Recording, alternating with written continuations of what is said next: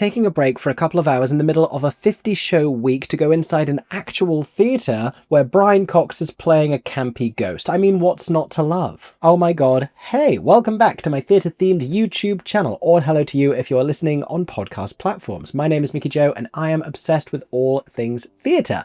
Now, this is the first review that I am bringing to you here on social media in a little while, because for the past week or so, I have been consumed by the 2025 Edinburgh Festival Fringe, and I have been reviewing some 50 shows that I saw in 7 days at that festival. And this one is going to be a little different, and yet not, because this is still a show that I saw in Edinburgh during that week, but it is not part of the Festival Fringe. It is part of the Edinburgh International Festival, which actually, technically speaking, came first. Both the festival itself and the Festival Fringe have their origins in post-World War II Edinburgh, with this one having been devised and the Edinburgh Festival Fringe having occurred naturally in response to it. And so rather than this being a 1-hour piece of theatre in a makeshift theatrical space like a lecture theatre or a storage container or an inflatable cow, this was at the Edinburgh Festival Theatre. And it has been co-produced by the Edinburgh International Festival as well as the National Theatre of Scotland and Dundee Rep, in association with Playful Productions and Neal Street Productions, all of which seems to suggest that this sold-out run during August isn't going to be the last time we see or hear this particular play, which is exciting because I did enjoy it. And I'm going to let you know exactly why in this review. If I haven't said the title yet, this is Make It Happen by James Graham, and it concerns the collapse in 2008 of the Royal Bank of Scotland. A hugely impactful event in the recent history of British economics, which is by many people very well and very painfully remembered, which can make theatricalizing those true events a challenge. We're going to talk about why, but before we do, if you have had the chance to see this month at the Edinburgh International Festival, please let me know what you thought in the comments section down below. And if you want to hear more of my reviews, make sure to subscribe right here to my theatre-themed YouTube channel, or go follow me on podcast platforms. In the meantime, let me tell you what I thought of Make It Happen. Lots to talk about in terms of the way that it was written, in the way that it was performed, in the way that it was directed, but also the way in which it was received. All very interesting. Now, Graham here is dramatising events that happened around 2 decades ago, and I love a James Graham history play. I love a James Graham State of the Nation play. If you don't know, James Graham has also written such works as This House and Quiz and Punch, set to open imminently in the West End and on Broadway, as well as the award-winning Dear England, and other brilliant works alongside. And the focus of many of these plays are interesting historical chapters, but not simply as a time capsule. He has this brilliant way in plays like This House and plays like Best of Enemies of taking a moment in history, a seemingly unimportant moment in history, and identifying not only why it was pivotal and why it would have a sizable knock-on effect in the years and the decades that would follow, but also bringing it into conversation with where we are now and sort of suggesting its relevance to contemporary society and what there is for us to learn about that moment in terms of the human condition, what we can take from that. Only I'm not sure I've fully connected to the emotional contemporary takeaway of Make It Happen. Let me tell you a little bit more about how this play works. So we begin in modern day Edinburgh with a tour group beholding a horrifying painting, and it's at the end of a humorous conversation about this when one member of the tour notes that artwork such as this used to hang in the Royal Bank of Scotland and was emblematic in the years before its downfall of the excess and the demonstrative wealth that would ultimately become synonymous with all of its issues. The Royal Bank of Scotland having been an enormous casualty of the 2008 economic collapse. Of course, the real casualty was experienced not by those in power, not by those responsible for the mistakes of the bank, but by its customers. And believe me, we will get to that. But after we regard this painting, we then turn our attention to a series of Grierson theatrical masks, which are then lowered down and adopted by the ensemble, setting the tone for what kind of storytelling this is going to be.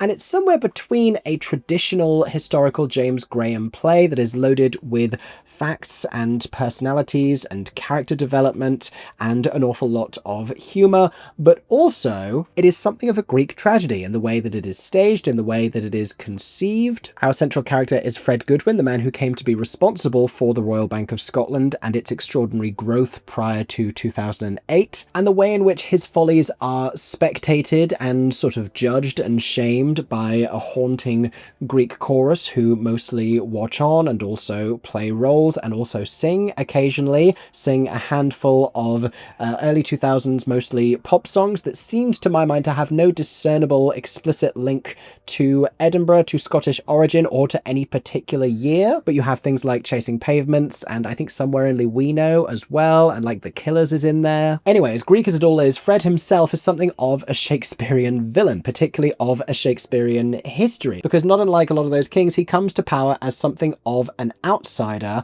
and then he experiences his downfall as a direct result of his own hubris and ambition. And not for nothing, he also spends an awful lot of the play in conversation with a ghost, but we will also get to that. Now, Fred is an interesting character because he lacks a sense of obvious villainous theatricality. He refers to himself as a soulless crocodile, and observes in one early flirtatious encounter with the colleague who would go on to become his adulterous mistress that he likes to go unnoticed, that people do not see him, and that is by design. We first meet him in the play when he is brought into a meeting with the current CEO of the Royal Bank of Scotland, who is looking to transition out of his role into a different one, and they are discussing the background check that they had administered on Fred, which is a neat enough way to deliver us a little bit of character exposition.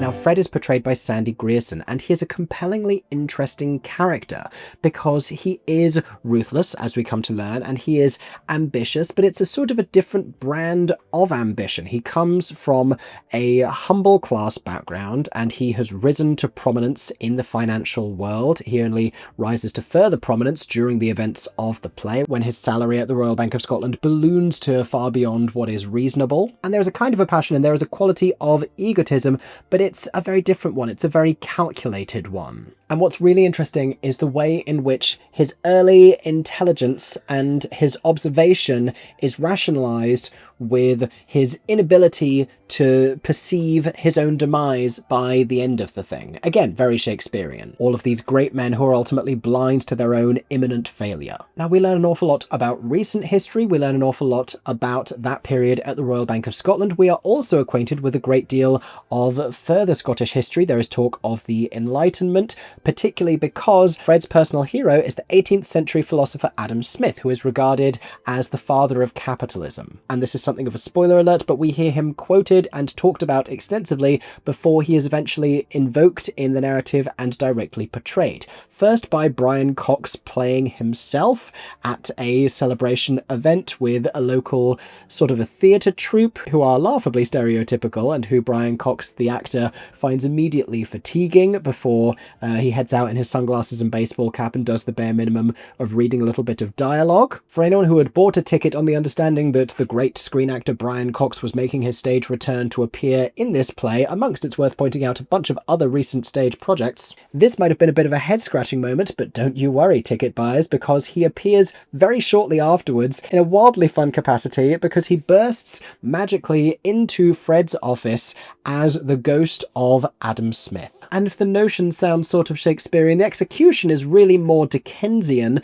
as he eventually goes about explaining to Fred that he has misunderstood his life's work, and there's nothing more humbling for either man to know that they have misinterpreted their hero, or for them to know that they have been misinterpreted centuries after their death. Because Adam, as played by Brian, is sort of horrified by what Fred has created at the bank and all that he has acquired and how much he is earning and how little regard he has for the poorest in society, and that, you know, his teachings about the importance of capitalism weren't balanced as he wanted them to be with an understanding of giving back, of establishing class mobility and all that stuff. And if I'm making him sound like a serious ghostly character, I promise you he isn't, because Brian Cox is having what seems like a very fun time playing a very campy ghost, because it actually takes the two men a very long time to enter into a legitimate conversation about Adam Smith's work and his writing. Before that,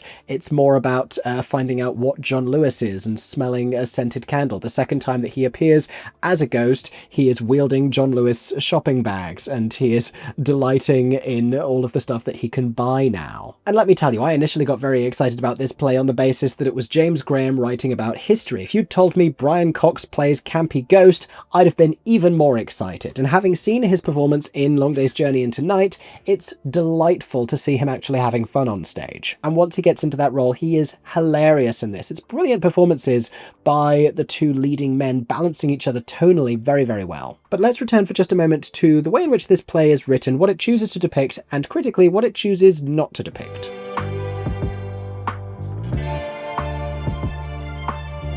So here is the thing, and this is very possibly the major shortcoming of Make It Happen. During the interval of this production, I, as an English audience member in a majority Scottish audience, was eavesdropping on the conversations happening around me. Don't judge me, I considered it part of my professional responsibility as a critic. I was taking into account the opinions of nearby audience members. It was professionalism. Listen, it was tax deductible. And something that I heard spoken about extensively and fairly passionately was a little bit of a reservation by the halfway point of the production, because there hadn't yet been enough condemnation. There hadn't yet been sufficient shaming of Fred Goodwin and his actions and the devastation that it had wrought for so many normal people, for families and for hopeful individuals, for vulnerable individuals. There is a line at some point in an exchange that Fred has with one of his colleagues about what banking means to them, and there is some conversation about ordinary people feeling inspired to be able to achieve their dreams. What the play doesn't necessarily do is circle back to that moment and acknowledge the impact of the Royal Bank of Scotland's 2008 collapse. And circa the interval, I was extending a benefit of the doubt, because it seemed as though the first act was depicting this extraordinary rise. There had been some great direction with a globe that was getting bigger and bigger and bigger as the bank was expanding, and this sensation of a balloon that was at some point going to burst, and I thought that we were going to see the enormous downfall in the second act, and technically speaking we did. And we saw how the British government at the time, led by Labour leader Gordon Brown, who of course was Scottish, had to take responsibility for the crisis, and in typical James Graham fashion we saw the depiction of all of this. We saw the events as they had played out, seen through a lens of humanity. We didn't see it the way that it would have been shown on the news. We saw into those private rooms and into those private conversations. We saw Fred Goodwin arriving personally at Alistair Darling's door, trying to convince him to lend them some support once they were really in dire straits. But in all of this, though there is a certain quantity of shame, and though he is punished within the narrative, and the narrative depicts the way in which he was punished by history, and he is stripped of his knighthood, we don't see his wife finding out about the affair. But what I think we lack here, in spite of a Greek chorus representing presumably the people of Edinburgh, who sort of hiss at him occasionally as represented through one particular player in the ensemble, is the actual voice of the affected working class individuals. I think about this a lot with these sorts of stories. It's the thing that keeps me from really enjoying the Lehman trilogy, which I think is an extraordinary piece of theatre and incredibly similar to this piece of theatre. If I had to compare this to anything, it would be the Lehman trilogy. But likewise with that play, I think that is a depiction of the great men who shaped financial history and whose mistakes as we head towards the new millennium were ultimately hugely costly for many individuals, more so than themselves, and yet we don't hear from those people. Similarly, this is a play about Fred Goodwin, and we don't hear the voices of the people whose lives he ruined. I was hearing behind me, there were people who couldn't come and see this play because they knew people who had been too badly affected, or they themselves had been too badly affected and they just couldn't bring themselves to do it.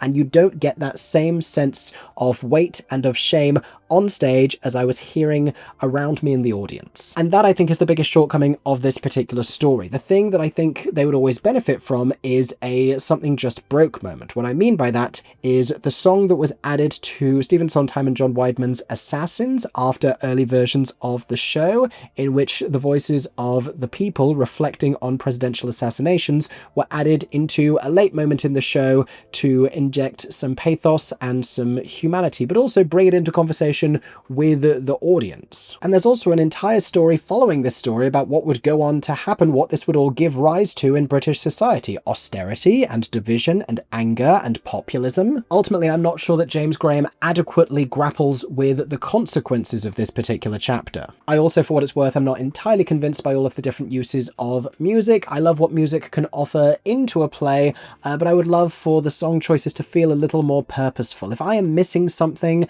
about the world that brings together all of the songs I mentioned, as well as like Leona Lewis's Bleeding Love, please educate me in the comments. But there are more than enough musical artists and bands to have come out of like Edinburgh specifically that I feel like it could have been a Scottish back catalogue, because that actually is one of the very interesting things about this story. Prior to its collapse, the Royal Bank of Scotland had, under Fred Goodwin, become the largest bank in the world. It had expanded enormously, and what James Graham does by bringing him into direct conversation with his dead hero Adam Smith is to reconcile that particular era of Scottish success with the Scottish Enlightenment and the founding of capitalism, which also, was born in Scotland.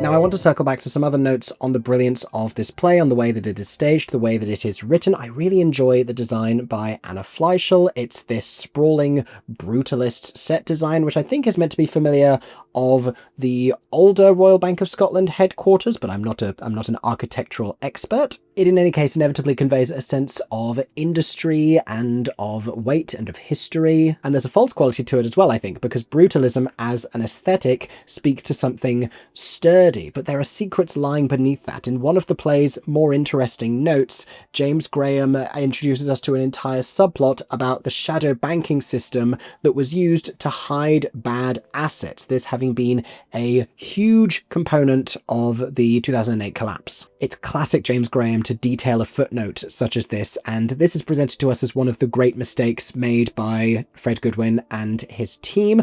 And interestingly, every time a decision is made by him that we can already tell is leading to his demise and the bank's demise, it is punctuated by him giving the order, "Make it happen." This is something that he does after the bank has gained real momentum in acquiring more assets, acquiring other banks. Something is petitioned to him and he replies, "Make it happen." Or he asks for something to be done and someone explains to him why it can't be, and he insists, "Make it happen." It becomes clearer and clearer to us that these decisions are not always beneficial. He demands the destruction of this ancient tree that is blocking the view from his office in this lavish, newly constructed headquarters. And when he is finally forced to confront his own reckoning, what he has to say for himself is that he made something happen. Now, the production has been directed by Andrew Panton, who certainly seems to have a great understanding of James Graham's sense of humour. The characterisation of a handful of supporting characters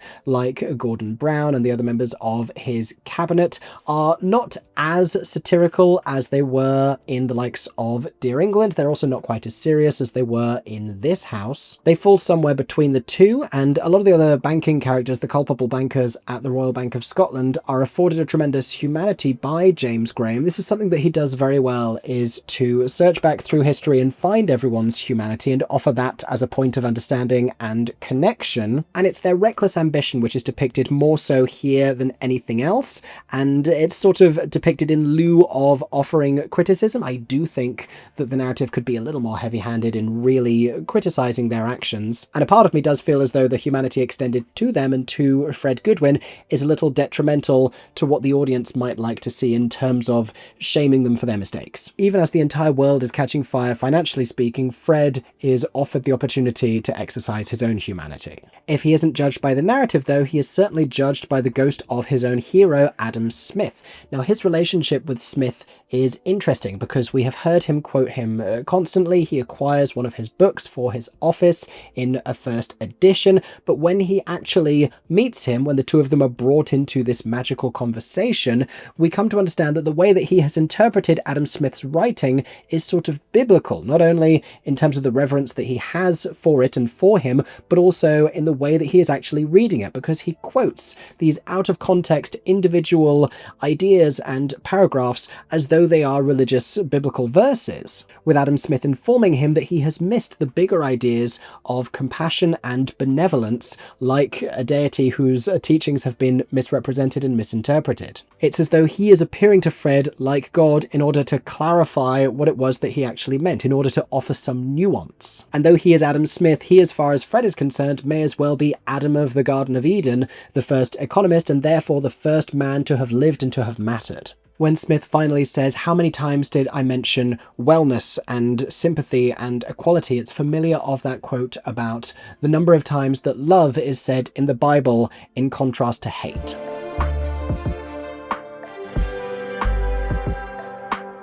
And the whole thing, I should say, is a really compelling and engaging watch. For a majority of the audience, it is a recap of events that they already understand and remember. For those like me who would have been 13 years old when all of this was unfolding and, who remembers hearing it on the radio, it's a chance to be acquainted in slightly more depth with what was actually going on and the personalities behind all of this. And there's a tremendous sense of adrenaline as we eventually begin to hurtle towards the collapse that we all know is coming. It's like a film about a car crash. You're waiting for the wreck, which provides a sort of a seriousness and a weight of its own, allowing James Graham to sort of dance around the historical points leading up to it and inject his own trademark wit and satire. Certainly, I think the arrival of Brian Cox as a campy ghost is the thing that really upskills this from a straightforward theatrical retelling to something with a little bit more to say about the circumstances. But it also is something of a double-edged sword, because it does simultaneously frame the whole thing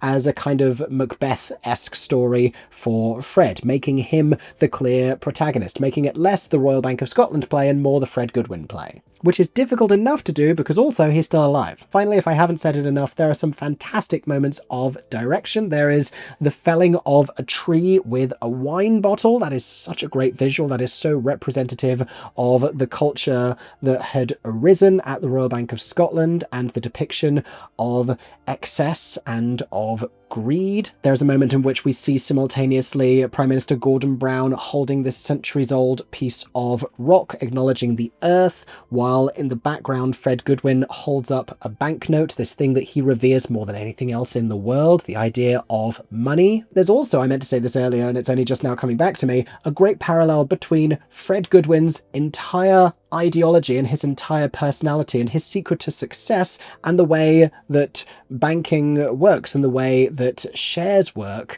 and the reason for the collapse of it all ultimately in 2008, because what he's doing is projecting confidence and projecting the existence of something that people only need to perceive. It doesn't need to really exist. He is manifesting it into existence, which is also true of shares and of value and of assets, which are said to be there and are said to exist, but don't if every bank customer simultaneously wanted to withdraw theirs. That, as it turns out, is something that is going to break the world. I thought that this was a fascinating play, quintessential James Graham, which makes it engaging and entertaining and watchable. It doesn't necessarily take on the voice of condemnation that all audience members may have been hoping for, but it is fascinating and gripping and naturally theatrical nonetheless. And I remain pretty convinced that it's going to go on to have a future life. Keep your eyes out for the chance to see Make It Happen at a theatre near you. And thank you so much for listening to this review. I hope that you have enjoyed my attempts to cobble together from 15 sparse pages of notes a coherent response to this play. If you have seen Make It Happen at the Edinburgh Festival Theatre as part of the Edinburgh International Festival, let us all know what you thought of it in the comments section down below. And if you enjoyed listening to my review, then please subscribe to my theatre-themed YouTube channel, turn on notifications so that YouTube lets you know every time I share a new video, whether it's a review, a theatre-going vlog, or a theatrical news update, or if you would prefer, go follow me on podcast platforms. I hope that everyone is staying safe and that you have a stagey day. For 10 more seconds, I'm Mickey Joe Theatre. Oh my god, hey, thanks for watching, have a stagey day. Subscribe!